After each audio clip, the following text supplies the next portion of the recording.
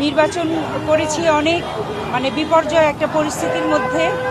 তারপরেও আমি পিছপা হইনি। সেই সময়টা খুবই বিপদসংকুল ছিল। আমি আমার জীবন হাতে নিয়ে আমি চলাফেরা করেছি। আর তারপর থেকে আপনারা জানেন যে 13 সালে আমি বিএনপিতে যোগদান করার পর থেকেই কিন্তু আমার ক্যারিয়ারটা একদম নষ্ট করে দিয়েছে তারা। আমি অবরুদ্ধ ছিলাম, বলা যায় এটা একরকম বন্দী ছিলাম।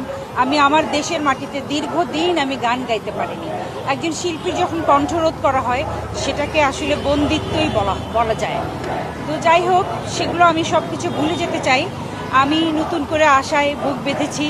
আমি সারা জীবন আমার দেশের মানুষের জন্য, সামাজিক সমস্ত বৈষম্যর জন্য, অসহায় মানুষের জন্য এবং সুবিধাবঞ্চিত শিশু, বৃদ্ধ, অসহায় বৃদ্ধদের জন্য আমি কাজ করে গেছি। আমার অনেকগুলো অর্গানাইজেশন আছে, তার সাথে আমি ওতপ্রোতভাবে জড়িত।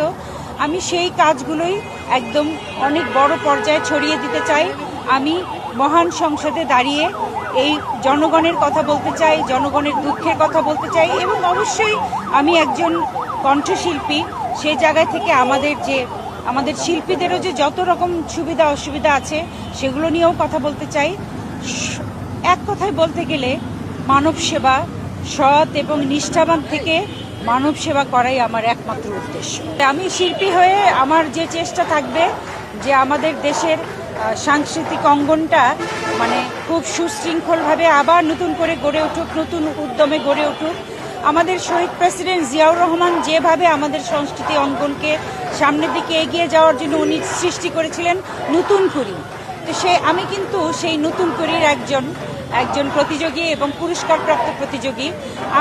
আমি বিশ্বাস করি যে দেশের সংস্কৃতি যত উন্নত সেই দেশ তত উন্নত এবং শিক্ষিত। তো সেই দিক থেকে আমি আমার শিল্পীদের জন্য আমি কাজ করে যাব নিরন্তর।